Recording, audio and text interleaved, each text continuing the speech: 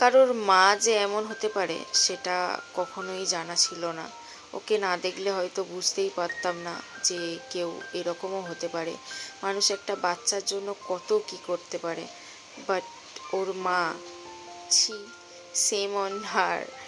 যাই হোক, তোমরা পুরো ব্লগটা না দেখলে বুঝতেই পারবে না। আর ওর মুখের হাসি ফোটানোর জন্য আমরা অনেক কিছুই করি, পুরো ব্লগটা দেখো, বুঝে যাবে। মানু তো আমাদের ওপরে প্রচণ্ড রেগেছিল বা কষ্টও পেয়েছে, কারণ রাত 12টার সময় তো ওকে উইশও করিনি। আর ওর জন্মদিনের দিন আমরা বাড়িতেই ছিলাম না। যেই দিন আমি ভিডিওটা করেছি ওই দিনই ওর বার্থডে ছিল, বাট যেতে অনেক লেট হয়ে গেছিলো, বাড়ি ছিলাম না যেহেতু। কারণ মাসির বাড়িতে গিয়েছিলাম, একটা ইনভিটেশন ছিল, ওরা তো আসতেই দিচ্ছিল না কিছুতেই। আরও যেন অনেক দিন থাকলে ওদের আরও ভালো হতো। জাস্ট মানুর বার্থডে বলে ওরা ছেড়েছিল। এই যে বাসের জন্য এখানে ওয়েট করছি, প্রচণ্ড বৃষ্টিও শুরু হয়ে গেছিলো। ওদের বাড়ি থেকে বাস স্ট্যান্ড বেশি দূর না। আর হ্যাঁ, মানু তো বলেই দিয়েছে, পিপি তোমাদের যতই রাত হোক, তোমরা যতক্ষণ না আসবে আমি কিছু খাবো না আর কেকও কাটবো না। তাই তাড়াতাড়ি বাড়ি যাওয়ার চেষ্টাই করি। ভাই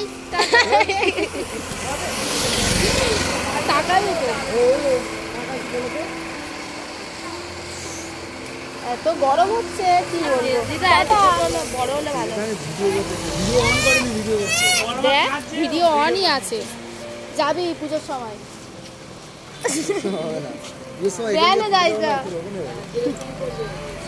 ওই দেখ বদ্দি আসছে, ওই তো বদ্দি টাটা টাটা বদ্দি টাটা। হ্যাঁ ফাইনালি আমরা বাসে উঠেছি, উঠে তো সিট পেয়ে গেছি, কি যে মজা। আর ওই দিন সানডে ছিল, এ কারণে বেশি ভিড়ও ছিল না। আর প্রচণ্ড গুমোট ভাব ছিল, এত গরম হচ্ছে। আর 2-3 দিন ঘুমায়ও নি, তাই ঘুমও পাচ্ছে খুব। খাওয়া লাগতেই অলরেডি আমি ঘুমিয়েই পড়েছিলাম। বোন এই ক্লিপটা নিয়েছিল। স্টেশনে পৌঁছে কি হয়েছে তোমরা জাস্ট দেখে নাও। বাবা দেখ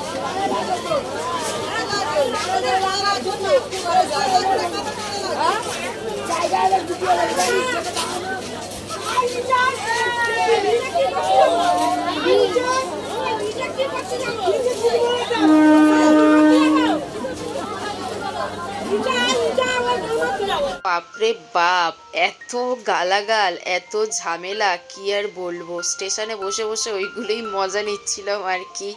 আমি নিজে মেয়ে হয়ে আমি কিন্তু খুব একটা লেডিসে উঠি না, এত গন্ডগোল ঝামেলা হয়, প্রচণ্ড বিরক্ত লাগে। ওর থেকে জেন্টস অনেক ভালো। আর ট্রেনে উঠে কিছু খাবো না এটা তো হতেই পারে না, এটা আবার ছোটোবেলার অভ্যাস, ট্রেনে উঠে কিছু না কিছু খাই। এটা হচ্ছে শ্রেয়ানের জন্য কিনেছিল পিসুমণি পপকর্নটা, সেটাই আমি খাচ্ছি, বোনও খাচ্ছিল। আর পিছন থেকে একটা মজার জিনিস হয়েছে, আমি ভিডিও করছি, একজন দেখছিল, ক্যামেরায় এমন চোখ দেখিয়েছি সে অন্যদিকে তাকিয়ে নিয়েছে। মানে এই ছোটোখাটো জিনিসগুলো এত মজা লাগে। আর আমি শুধু ভাবছি কখন বাড়ি যাবো আর মানুকে ফেস করব, কারণ ও রেগে তো আছে। চোখটা বন্ধ কর মানু, কর না, সরি সরি, দাঁড়া। হ্যাপি বার্থডে সোনা, খুশি হয়েছিস তো? আর তোর আর একটা গিফট যেটা পিসমশাই আনলো, কই সেটা কই দেখা, দাঁড় নে। পিসমশাই এই গিফটটা এনেছে তাই তো, বলো এই না তোমার চকলেটটা নাও। পছন্দ হয়েছে তো তোমার গিফট? খুলবে তো? হ্যাঁ পরবো। সুন্দর তো, চলছে ভালো, লাইট আছে ওর আবার, চালা। এইদিকে ফেরা। পছন্দ হয়েছে তো? আশীর্বাদে কত টাকা পেলি? অনেক টাকা পেয়েছিস না, 121 টাকা। যে আমাদের মানুষ এখন সবাই আসবে, এখনো আসেনি। এই কেক সেরকম করা হচ্ছে না, জাস্ট নর্মালি। শোনো, হ্যাপি বার্থডে শোনো, থ্যাংক ইউ। আমাদের সবার প্রিয়। এখন তুই বলছিস হ্যাপি। এই যে এই হলো মানুর কেক। আমি সরে যাচ্ছি, এখন কাটবি না মানু। এই যে আমাদের মানু, ওইদিকে তাকাও, পিপির দিকে তাকাও। কেকটা হাতে ধরো মানু, আর এক হাতে ছুরিটা ধর। এখন ফটো সেশন চলছে। জাস্ট এইটুকুই বলবো যে আমরা ছাড়া ওর কেউ নেই, এর থেকে বেশি কিছু বলতে পারলাম না, কারণ ও তো ভিডিওটা দেখবে, ও কষ্ট পাবে, সেই কারণেই। স্পার্কেলটা জেলে দাও, কিছু একটা উইশ কর মানু। এখনো শুরু হয়নি রে, কিছু একটা উইশ কর মানু। To you happy birthday to you dear Moni, happy birthday to you. ওর গায়েই আসছে না, এইদিকেই হচ্ছে না। কেকটা কে তুলে নিল? To you.